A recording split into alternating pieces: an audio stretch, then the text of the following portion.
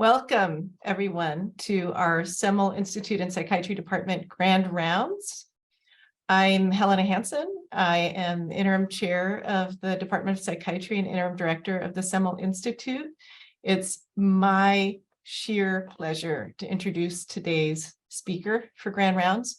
She's someone who I have actually known for many years, or at least known of, and then I had the pleasure of getting to know much better as a collaborator. I first heard her speak and read her writing when I was an early career psychiatrist. She was somebody who my colleagues in the American Psychiatric Association brought to my attention very early on as a very brilliant, outspoken innovator in mental health approaches that center people with lived experience as systemic actors and as institutional and clinical leaders.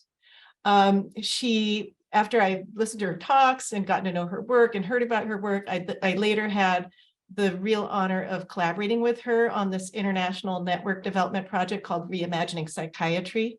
And so one of the things that really everyone emphasized to me was that she was the chief at that time of peer and allied health professions for the Los Angeles County Department of Mental Health, as somebody who is an outspoken person with lived experience with psychiatric diagnoses.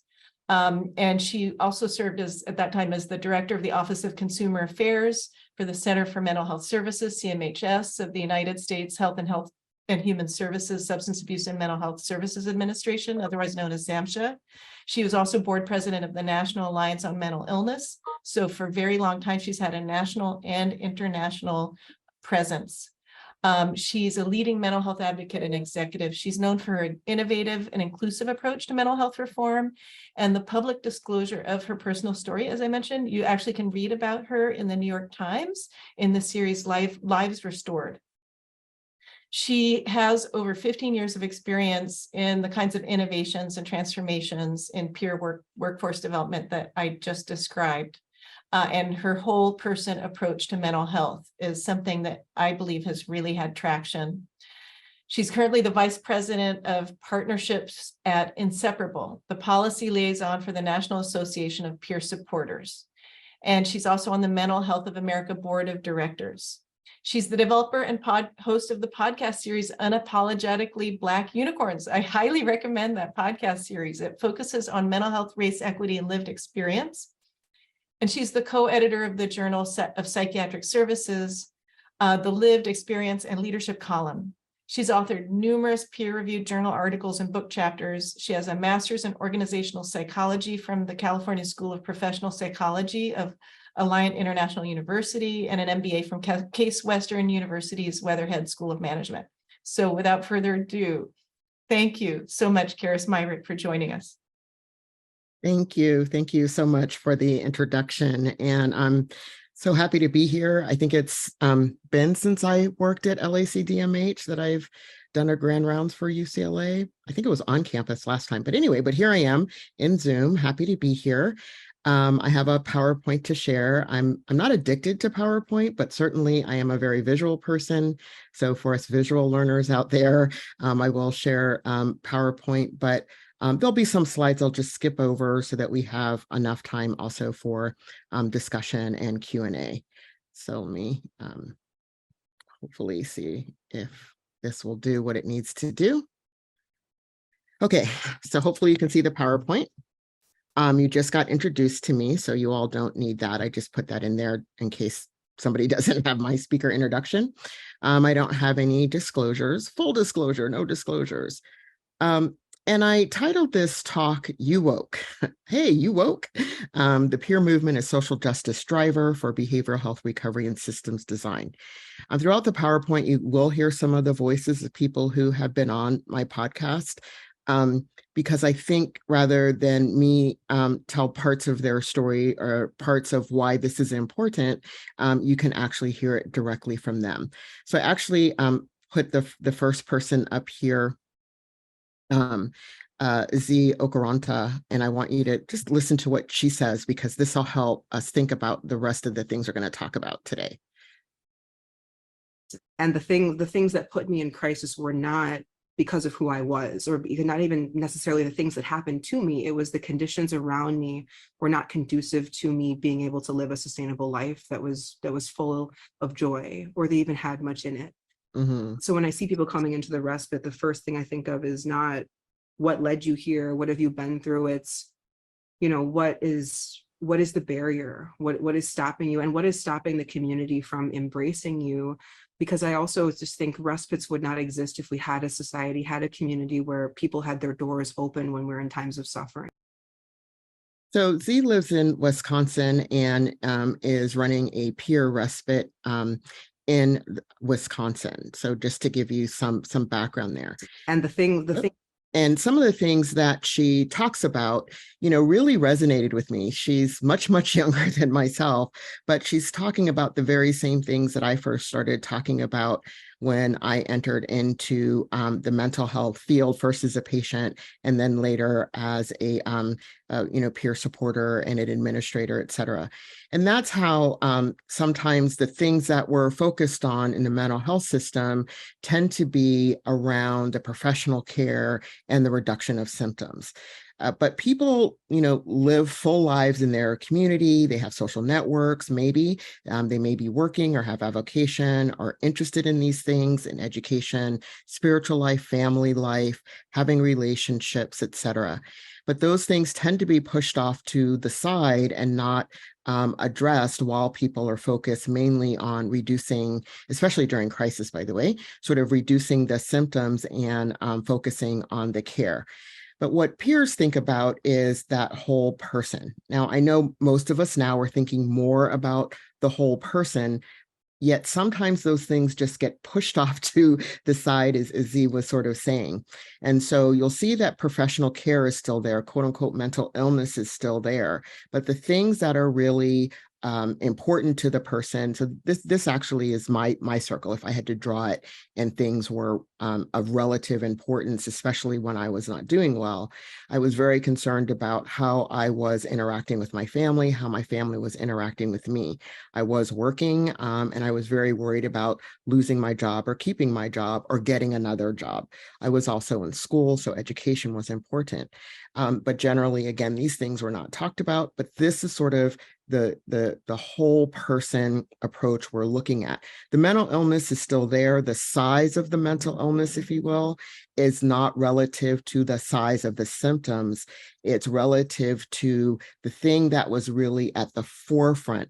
I don't want to call it the goal, but really was at the forefront of the thing that people want to address in order for them to have maximal mental health. So, peer support, when I talk about peers, I'm actually talking about peer support specialists or peer supporters. So this is not new, though when I, moved back to California after working at the Substance Abuse and Mental Health Services Administration, everybody thought, this idea of certified peer support specialist was brand new, but it actually wasn't. It started way back in 1999 with the first Medicaid billable peer support service. And then in 2001, Georgia was the first to develop certified peer specialist programs.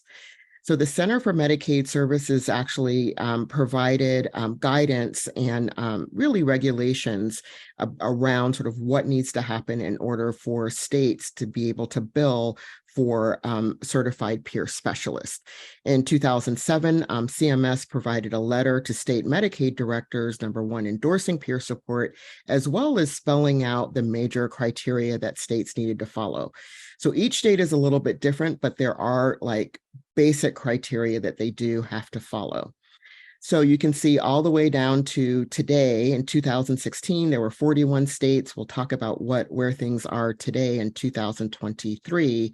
But currently, Georgia has over 2,500 certified peer support specialists. And they're all different types of peers. They're peers who volunteer In LA County, for example, through the county system, LA County Department of Mental Health, if you're working directly with the county as a peer, you're in a role or an item. You're not operating, you're not practicing this, but you're in an item as a community health worker.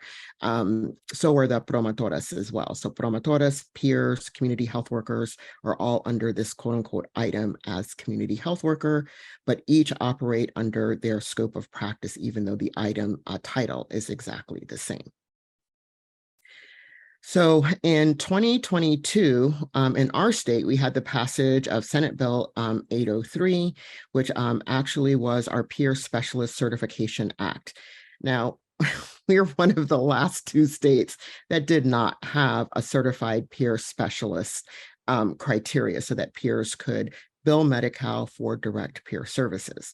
Usually we're ahead of the game, but on this one, as one of the legislators said during one of the hearings, we don't want to be first to be last. So we're second, we're second to the last. So there's one other state, I think it's South Dakota at this point, that still does not have certified peer specialists meeting all of the criteria that CMS sets forth. I like to also couch things sort of in a historical perspective. So you find that I do that. And so let me see. So back in the 1800s, so I started with 1999, right? That was the first, Medicaid billable. But way back in 1838, John Percival actually started to realize that, I'm not quite sure why this is skipping around. Let me go back. So let's go to John Baptiste Poussin, and I'm not going to go through the whole thing. So back in the 1800s, he noticed improvements when, and they were called hospital inmates. Yes, inmates were helped by other patients. So we'll just use patients for right now, so you're understanding what I'm talking about. And so he really advocated for the hiring of patients to actually work in hospitals. So this was all the way back in the 1800s. And then John Percival was put into in hospital. And so again, after coming out of 2 times in asylum, he actually started the alleged Lunatics Friends Society, and that was formed in July 7th of 1845. Clifford Beers, many of you have heard of Mental Health America. Clifford Beers was actually a lawyer. He was very prominent, and he was also in asylum, and he just found everything happening there so ridiculous that people were chained, that he founded what is now today Mental Health of America. And I've seen the Mental Health America bell, and it's a huge bell that was created from the shackles of patients who had been chained to walls, floors, and beds, and that's what he was fighting against. So this is the you woke part. So people were woke even way back then. If you're familiar with Fountain House or the Clubhouse model, this was started by a group of patients from Rockland State Hospital, and they started the We Are Not Alone group, and then they started meeting out in the community to create that group that later turned into Fountain House. And here's more evidence of legal things that were happening. I guess this is on autoplay, but legal things that were happening that peers and people with lived experience fought for. So an example is in 1973, not too long ago, but long enough ago, but not long enough ago. They actually moved the Fair Labor Standards Act of 1938 to also include patients who were under institutional peonage. In other words, they were doing work and not getting paid for that work. So this Sauter versus Brennan ensured that patients would be paid for any work that they did. So Judy Chamberlain is the mother of our movement, and she was involved in the New Freedom Commission Act, among other things. If you want to know anything about sort of the history of the consumer and peer movement, I highly recommend reading her book, On Our Own, Patient-Controlled Alternatives to the Mental Health System. And she's known as sort of the mother of the Mad Pride movement. So I could go on and on. There's so many different people. I'm not going through all of them, but one of the things I also try to make sure is to recognize people of different race, ethnicity, LGBTQ, people with disabilities who have been sort of the founders, the foundation of our peer movement. And when I say peer here, I'm also talking about peers who provide services. And we'll talk about why and how the advocacy role sort of intermingles with also a peer provider. So we've got Gilberto Romero, Don Coyes. Also, if you're not familiar with the Olmstead Act, this was to ensure that people could live within communities of their choice with supports that they need. And Lois Curtis, who was one of the plaintiffs, just recently passed away this year of 2023. So this also pertains to, it's part of the Americans with Disabilities Act, and a lot of people don't recognize or think about people with lived experience of mental health conditions also qualifying for criteria under the American with Disabilities Act and the Olmstead Act. So Olmstead's going to be important as we talk about some other things that are happening both in California as well as throughout the nation and the role of peers. Got Can Trong. And also, you may not be aware that we do have our own guild or professional organization. It is now called the National Association of Peer Supporters. So that is also similar to like the APAs, NASWs, et cetera. The federal government, the GAO did a report on the growth of peer support, and through the 21st Century Cures Act, this was an act of Congress. And basically the idea at the time was to look at peer support, thinking somehow that it shouldn't be federally funded. And the hope was that the GAO report would find that peer support didn't make a difference in people's life, wasn't important to have, shouldn't be funded, et cetera.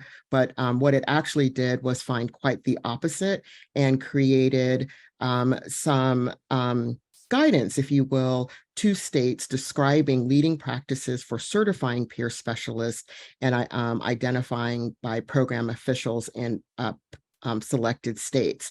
So this actually really helped us when we were trying to pass SB 803 in 2020, being able to say, look, this is what the General Accounting Office has found relative to peer support. So it's not like we have to kind of make this up from scratch, if you will.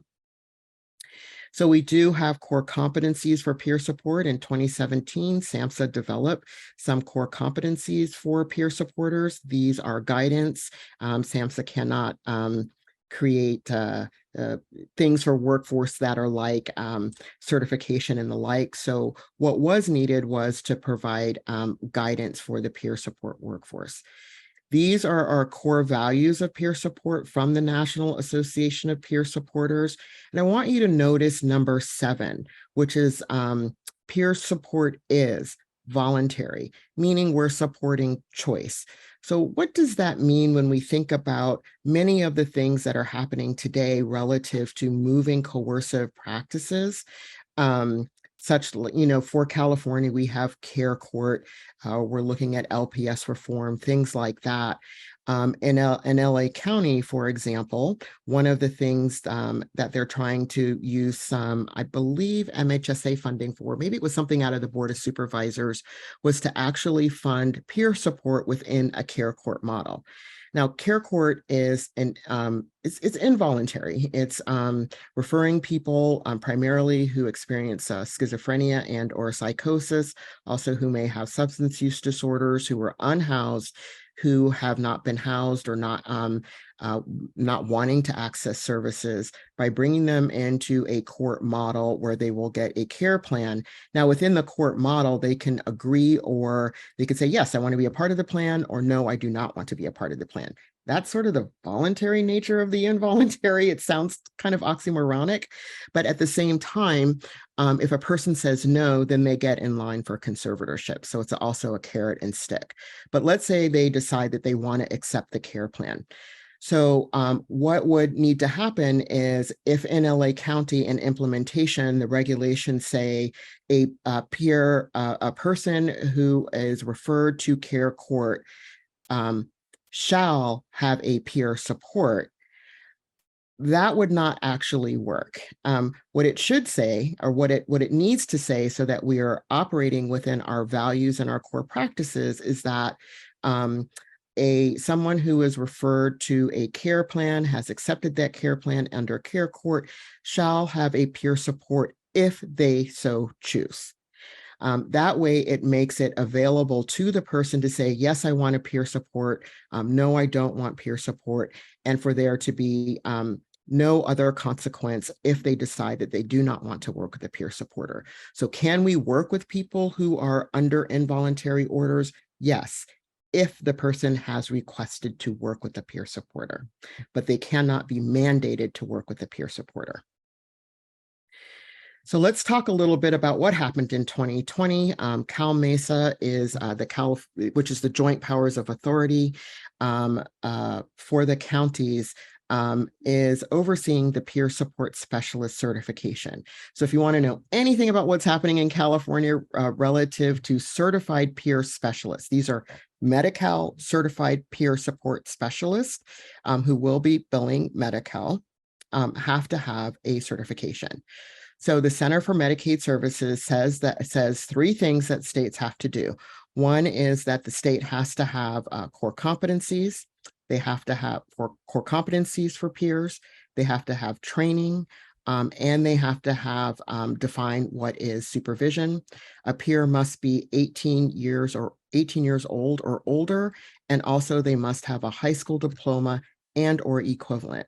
For California, they interpreted the and or equivalent as GED. However, it can be any equivalent that the state defines. So there are some states that provide other avenues for meeting that high school equivalency, which is going to be super important, especially as we look at out years, because there may be people we know whose education was interrupted because of their mental illness, and they do not have a high school diploma, but they've been operating as community health workers in peer roles. They've been doing volunteer peer support. They can probably take the training and pass the exam, but they can't take the training and pass the exam because they don't have the high school diploma or the GED, which California required. So hoping one day we can actually come up with a different requirement for the GED so that especially unserved, underserved communities that may not have those high school diplomas can qualify. So we do have core competencies. As I said, SAMHSA set out core competencies that were examples that states could follow. We actually did follow the SAMHSA core competencies for the most part. However, we did a couple of different things. So the yellow are two ways in which we took the existing core competencies and actually adapted them. So I'm going to skip number 2 for a second, and I'm going to go to number 5. Number 5 is cultural and structural competence training. So we didn't just look at cultural competency, which is in the SAMHSA guidelines. And for most people, that's what their core competencies are around cultural competencies. But we took it a step further because we have that role of advocacy, number 2, and we wanted to make sure that we included understanding structural competence and the structural barriers that exist around sort of social determinants of health and the like. And then also we added number 17, which is digital literacy. I know we are the only certified peer specialist state that has as its core competency digital literacy, which we recognized as so important during COVID and before. So we were able to add that as an important core competency for our peer supporters. So now we'll go to number 2, the role of advocacy. So you've heard me say that peers not just provide services, but they are also advocates for the people they serve, and they're also system advocacy. They do system advocacy and look at and advocate for systems that meet the needs of the people that we all serve. So I'm going to go into supervision a little bit. Oh, let me go back before I say something. We'll sit here on, you guys can think about your favorite boss. Who was your favorite boss and why were they your favorite boss or your favorite supervisor? You can put some of that in the chat. I just want you to think about a couple of different ways and places that peer support is provided. So peer support can be offered as one-on-one support. It can be offered as a group support as well. It can be offered within an existing mental health agency. It can be offered in a peer-run agency. We don't do it here in California, but it is done we don't do it here in LA. So let me be clear. We don't do it here in LA, but in other places in California and in other states, peers also offer support in ED and hospital settings. So we did try to get peers in the hospital. I'll tell you, it was tough going. It was really tough going. What I heard was, oh, the peers are going to get hurt. Oh, they're going to get sick and they're not going to be reliable. The same kind of stuff that we've heard when we were trying to advance peer support in organizational settings. So there are different ways in which peers will operate. And by the way, those things are not true any more than anybody else. Peers, along with the rest of the workforce, should be cared for, cared with, protected, etc., in the same way, regardless of whatever setting they are operating in. So peers can operate in a multidisciplinary way, and that can happen with the peer in a peer-run organization, doing some collaborative work with another agency and or with hospital. Like when I opened and ran the peer respite, we actually did some collaboration and coordination with hospitals so that they could refer folks who maybe showed up at the hospital but didn't meet that level of care. They could actually refer that person to us. And with permission, we were able to communicate back and forth around that particular person. Peers also sometimes operate groups within CBOs and or directly operated clinics, but they are not part of the care team. So that might look a bit multidisciplinary. Interdisciplinary is when the peer is actually, as you know, part of the care team, and they're working with the care team to develop a shared care plan. And integrated happens primarily in CCBHCs, where whole health care is done, and peers are also part of CCBHCs, certified community behavioral health clinics. And I think our closest to maybe integrated was in LA County was, oh, I'll think of the name of it. I can't think of the name of it right now, but we did have a whole person care, the whole person care project. Okay, so this is what it says about Medi-Cal peer support specialists and supervisors.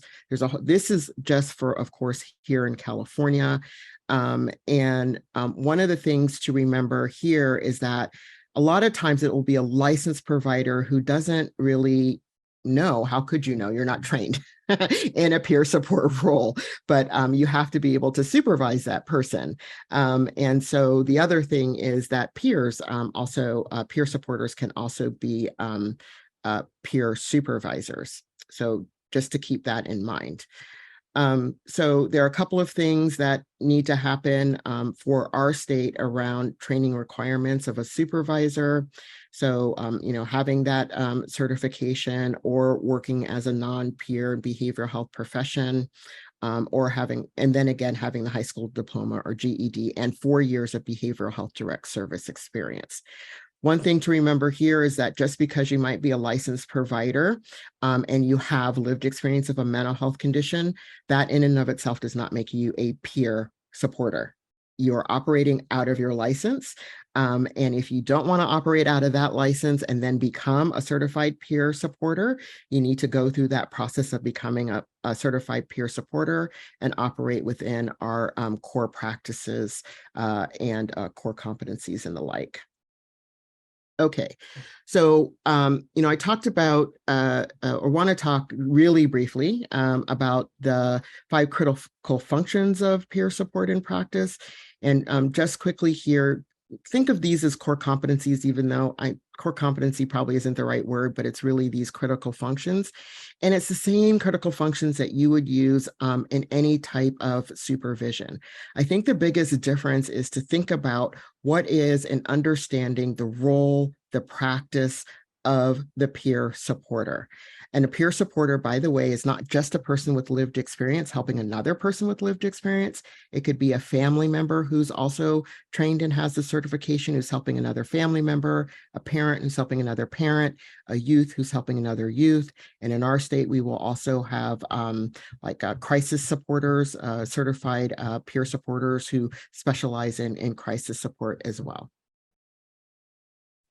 All right, so why is being woke important? Well, I mean, why is it really? That's a bizarre question to ask, but this just actually happened March 13th. A state superintendent started a hotline for the public to report inappropriate lessons.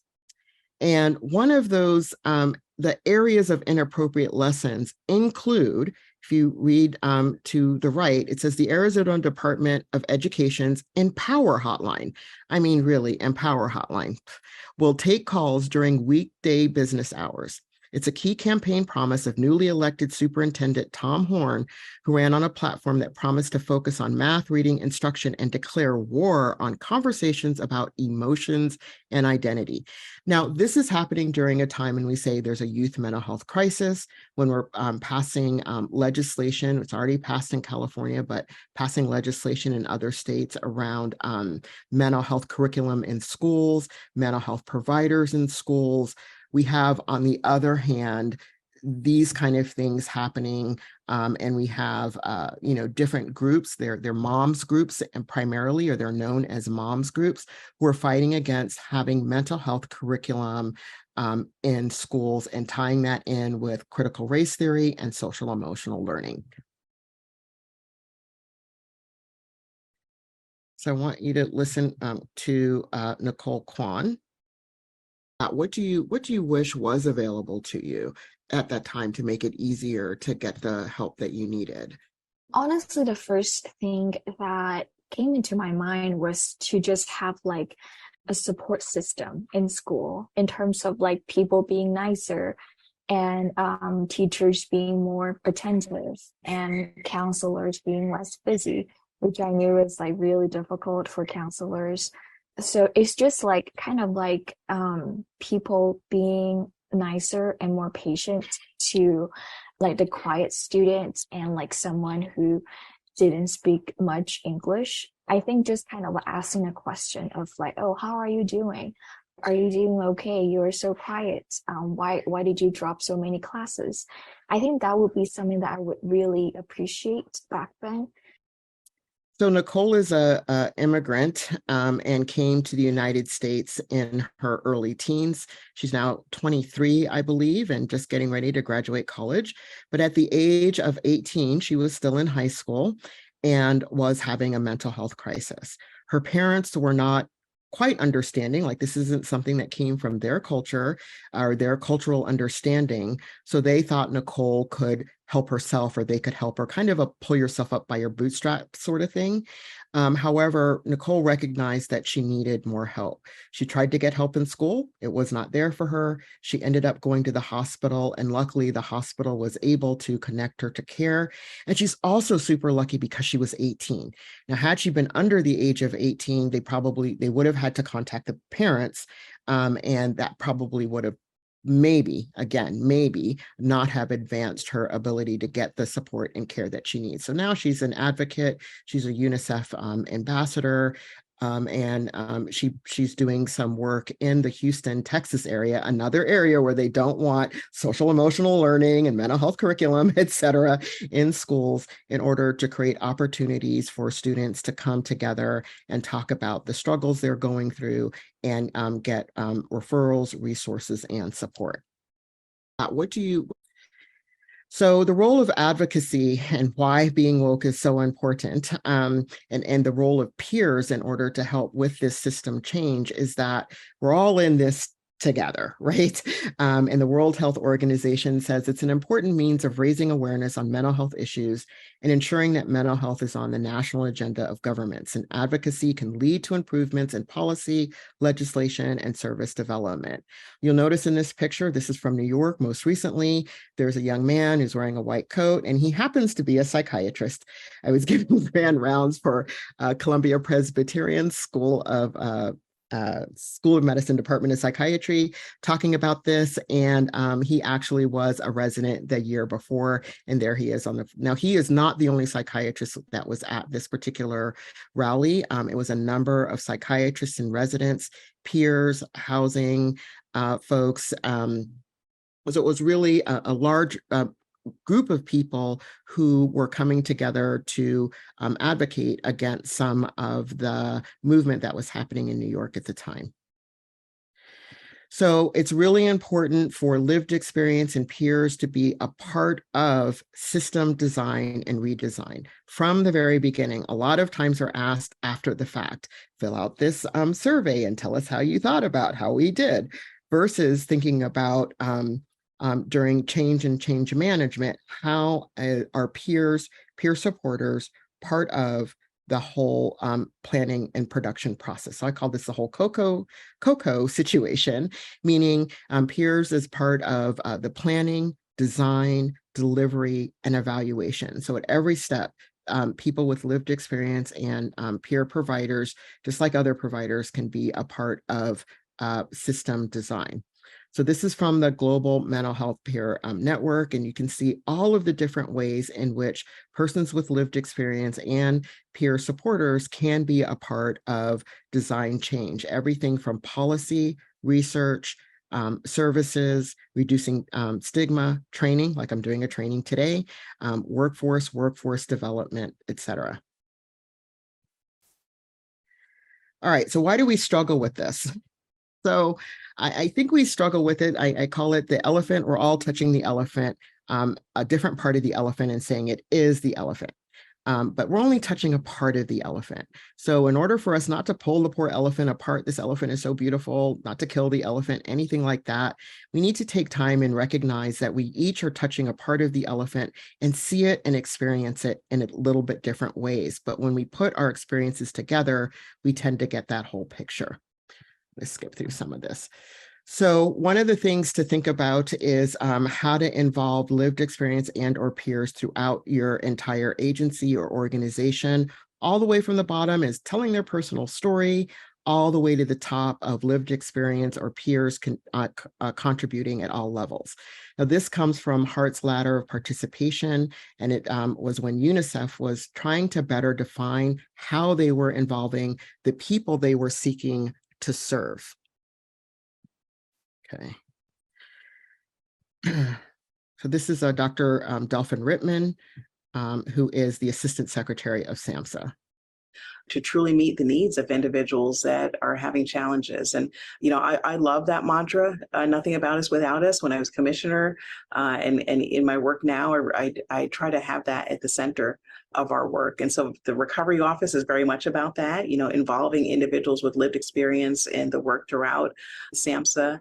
And coming up with strategies and approaches to advance recovery from an individual program perspective, but also a system perspective as well.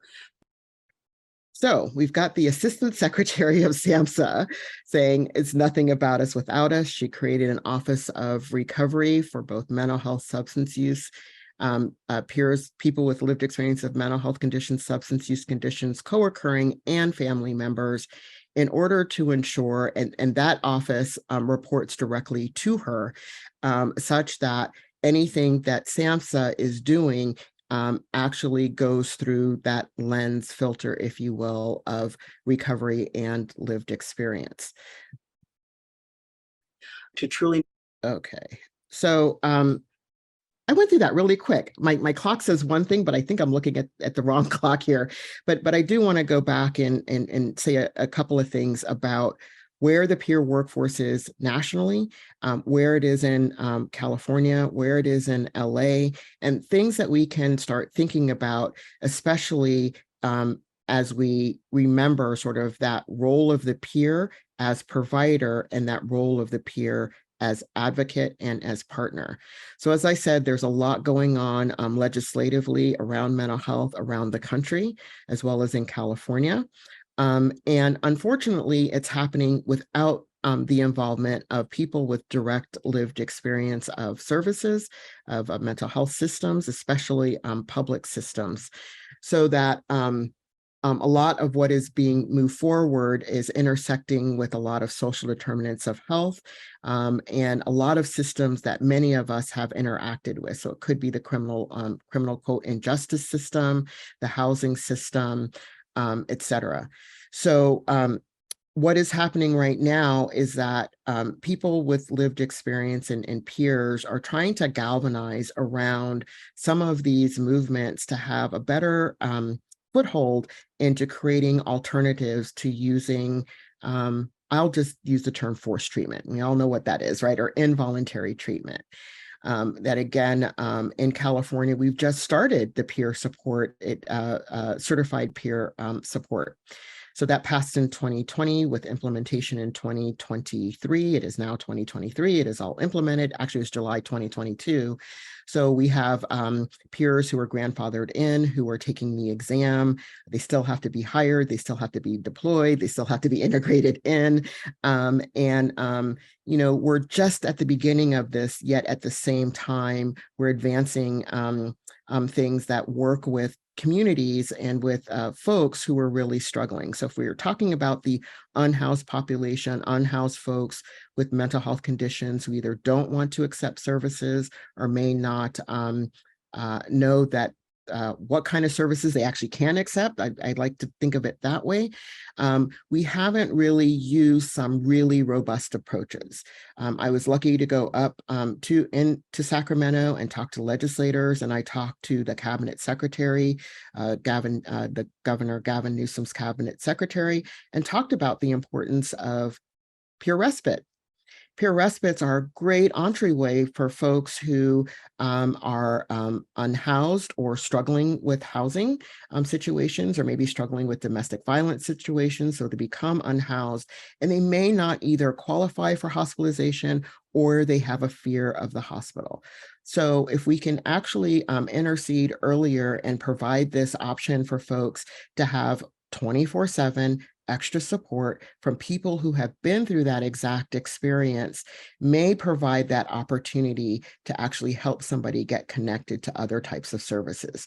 One of the outcomes that has been documented and researched around peer support is that peer support actually helps people engage in treatment. It helps people remain in community longer and use less costly services such as hospitalization. So I don't know why we're not expanding that wildly versus thinking about,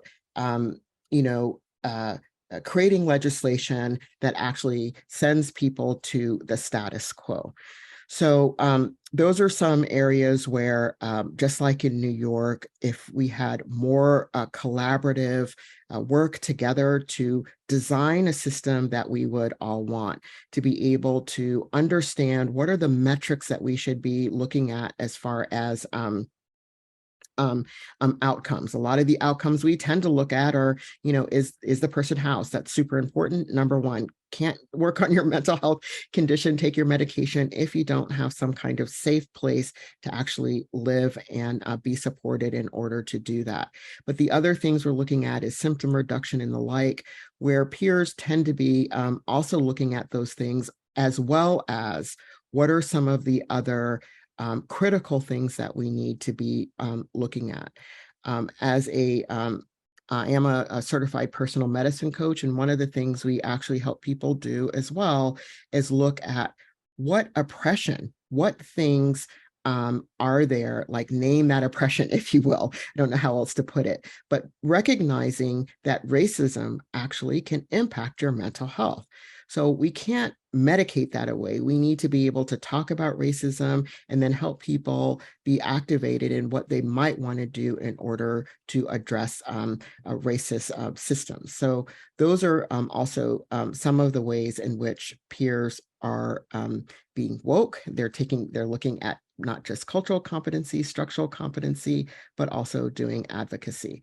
A lot of folks might call that radical or nonconformist, but you know what? I think I'm going to go with Martin Luther King here as I wrap up and say that the saving of our world from pending doom will come not through the complacent adjustment of the conforming majority, but through the creative maladjustment of a non-conforming minority. So thanks much, and I look forward to discussion and yeah, any questions that you have. So I'll take this down, figure out how to do that. Oh man, what a wonderful note to end on. We already are beginning to get questions in the Q&A, but I was hoping to open up with a fairly broad question. Mhm. Given that most of us logged on to this Grand Rounds are practicing mental health, we're mental health practitioners, we are educators, we are mental health researchers, we are in training for mental health practice. What would you say, if you were in our shoes, would be the best next steps for those of us who are practitioners and in training and researchers to take in this very, very critical direction of partnership with people with lived experience, inclusion of them in our teams and our programs as decision makers, advocates? What concretely can we do as a group? Yeah, so I think there are a couple of things, and I think maybe one of the easiest, because we know where they are, right, is to connect with some of the peer-run organizations. We have 3 of them, maybe 4 of them in LA County.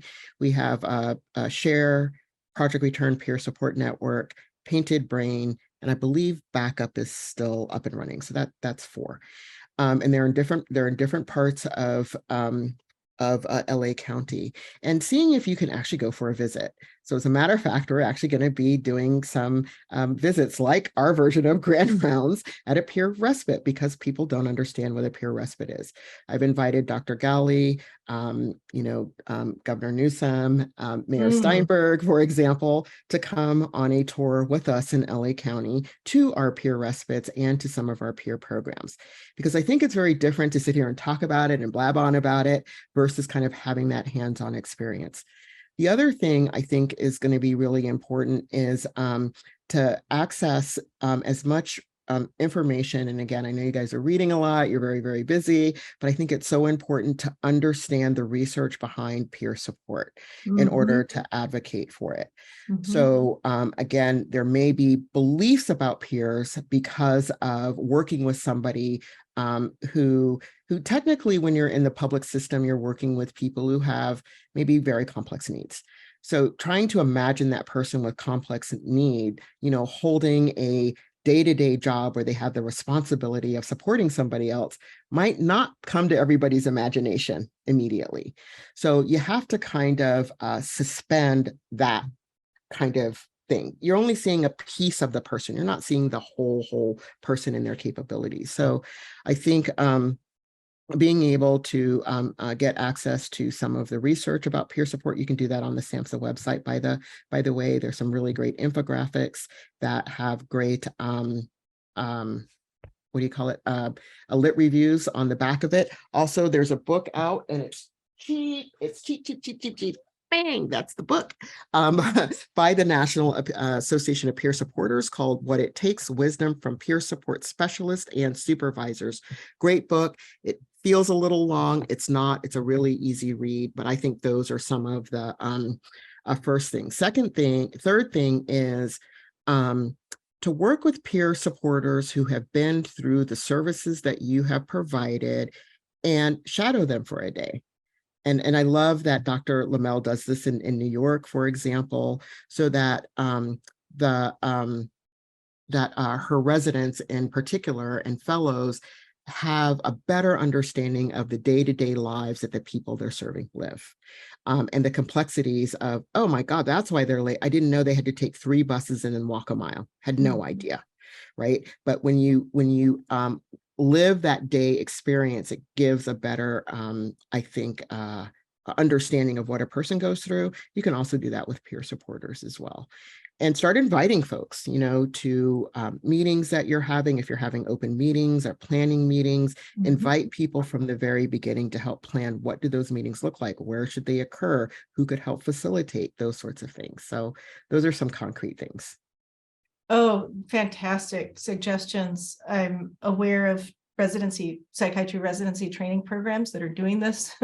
At NYU, where I was until 2 years ago, we did have a required rotation in which psychiatry residents and a peer mental health worker went out to community, visited sites of community support services, mapped them, shared this with providers, and in the process learned a lot about the training and the experiences of peer support workers, and some of the challenges too, which we can come back to in a second. But and then at Yale, I know that they do exactly what you're describing. The psychiatry residents spend a day where they get $2, to buy food and survive, and they have to take transportation to the neighborhoods that a lot of patients come from. And so that's a real eye opener for them. So, I think what you're talking about is embodied experiences in the place where people with lived experiences are navigating and living in the organizations that they have formed. That's a certain kind of learning that we certainly could get a lot better about. And then there's also recognizing the literature on this as literature on a very critical social technology that we need to be using a lot more of. I really appreciate that. And I see a couple of questions about the nuance of peer support. So one of them is about the age limit of 18, I think, for youth peer supporters. Is that entirely negative, as this person thinks that many high school students might prefer someone their own age? So that's question number one. Yeah, clap, clap, snap, snap, thumbs up, which I do on my podcast all the time, which means I'm in total agreement. And actually, this is an area of advocacy that I've been doing along with Mental Health America, NAMI, NAPS, National Association of Peer Supporters, is in conversation with CMS about where did the age of 18 come from? So my background is in IO psychology. So I think about, is this creating a disparate impact in any way on the workforce? And where is there any kind of evidence that it can't be 17, 16, 15? We have 15-year-olds in high school. I'm sorry, we have 15-year-olds in college. We have 9-year-olds in college. I just can't imagine that. But we have young people who are in college, and they have, some of them, yes, have the maturity level to be in college. They can manage the educational aspect of it, the emotional aspect of it, and that's really what we should be looking at. And I totally agree. Right now, our youth many times, and our older adults, we have it on the other end too. So our youth sometimes are matched with peer supporters who are much older. And as cool as I like to think I am, I'm not that cool. Like I couldn't be a peer support to a 12-year-old or 11-year-old or a 13-year-old. So I think a 15, 16, 17, but I don't know, CMS is going to have to figure out what that lower threshold is. But totally agree. And that's an advocacy issue. Thank you. Come advocate with us. Thank you. And then another question related, must peer supporters have necessarily suffered mental illness themselves? That's the way it's put in the questions. So in order to be a peer supporter, whether you're certified or not, you do need to have the lived experience of a mental health condition in order to support another person with the lived experience of a mental health condition. Otherwise, it's conjecture. It could be conjecture. You could say, oh, my mom who had a mental health condition, she was kind of like that. But you weren't in the actual shoes of your mother. You weren't in the actual shoes of your friend. So it is required that the person be a person with the lived experience of a mental health condition, supporting another person who has a lived experience of a mental health condition. You could be a family member of somebody with who has a mental health condition or substance use condition, but you will be supporting another family member. It won't be family to lived experience. It'll be family to family, youth supposedly to youth, and peer lived experience to peer lived experience. On the older adult side, we have something similar where sometimes it's people who are much younger And when I say older adult, like we have 80-year-olds who are working with like a 40-year-old. So, and 80-year-olds don't like that, by the way. So we've Good heard point. loud and clear, Yeah. we're talking about recovery. They're like, I'm talking about retirement. What you talk about recovery? I don't want to go to work. I want to retire. So those Great kind of point. Great point. And related to that, I want to ask you to expand on what I know to be a big thread in your work, which is people of color in recovery. That, when you're talking about multiple forms of marginalization, and how they intersect, there's a special, and also with the history of the peer recovery movement, having been pretty exclusive in many cases. Yeah. I wonder if you could comment on that part of it, because I think the title of your podcast series, Black Unicorns, comes from your experience as, a Yeah. Black American peer advocate, and Yeah. so you've been the only one often. Yeah, definitely. I think, when I got my diagnoses and was primarily initially in public mental health, there were a lot of people who looked like me sitting in the audience. And this is here in LA County primarily. So I'm looking around, there are a lot of people looking like me, Black, brown, kind of in the audience, but you look up on stage and it's all of these white folks who are, talking about their recovery. They're running organizations, they're leaders of national this, that, and the other. They're working for SAMHSA, et cetera. And I reached out to a psychologist whose article I happen to read, Dr. Ron Bassman, who also is a person with lived experience of being given a diagnosis of schizophrenia. And I said, hey, I see you're coming to California to speak. I read this article and you said there are two waves that need to happen in the consumer movement. It's called the consumer movement then, which is youth. We need more young voices and we need more people of color. I said, okay, I'm not young. I was young then, but not as young. And I am a person of color. Do you know anybody who is Black who has had this experience? So he said, oh my gosh, I'm going to introduce you to Miss Jackie McKinney, which he did. And at that point, she told me her story. She had her MSW, blah, blah, blah. You can, sadly, I didn't get her on my podcast. She passed away, but she is in my gallery walk. I'll give you the whole gallery walk so you guys can have it if you'd like. But me meeting her had me understand that recovery was indeed possible for somebody who looked like me, because I wasn't seeing an example of it. And so I continue to do my work and lift up people of color as best as I'm able. And then I get a call year before last, from somebody who saw me give testimony for Representative John Lewis. And she said, oh my God, you're Black. I've read about you. I read your articles. I had no idea you were Black. I'm Black. I have lived experience. I don't know anybody. So I start introducing her to everybody and their sister, and then find out that everybody and their sister, they don't know each other. And I'm thinking, oh my God. So that's why, number one, I started the podcast to capture the stories and voices of people in the consumer and peer movement who are doing research, advocacy, running organizations that are just not, I don't want to say they're not seen, because they're seen, but they're not in the forefront. So I did that with intention. And then also I have, Dr. Miriam Dolphin-Rittman. Well, she is the first Black Assistant Secretary of SAMHSA. So I guess you got to put her on the podcast, and recognize too that psychiatrists and psychologists have the same sort of phenomenon, meaning underrepresented. So I'm also capturing the voices of psychiatrists and psychologists who are underrepresented, who are Black and brown, talking about sort of their trajectory into the field and what they hope to see in the field to encourage others. But primarily as people with lived experience, so that we can see ourselves and know that recovery is possible, that lots of things are possible, regardless of being given a diagnosis of a mental health condition. Thank you so much. And we only have a couple of minutes left, maybe 1 minute left. I Sure. put in the chat what I think are the links to some of the resources you mentioned. And I want to ask you in parting, given that you've shown examples of how people who are practitioners and insiders to mental health can partner with people with lived experience around policy advocacy. What would be, in one sentence each, your top candidates for mental health policy issues that we should be collaborating with people with lived experience to address. Just So- leave it with those thoughts, and I'll follow up with you. Oh my That's goodness. how.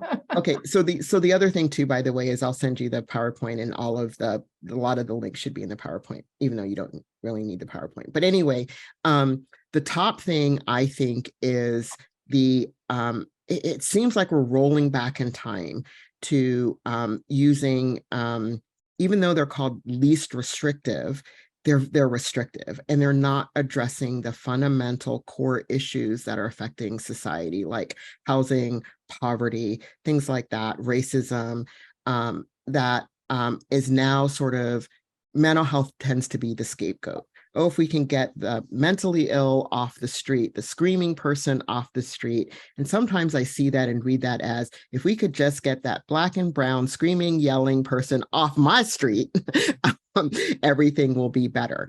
And I think where we could all work well together, we have to work together on this, is really looking at where do we need to make fundamental changes on behalf of the behavioral health or emotional health of folks who are living in our communities. That's the thing that I think is going to be really critical, because it's not going to be more beds and more involuntary treatment. It's going to be a whole list of holistic supports, including peer support, meeting people where they are at a time when they need. So that's what I would say.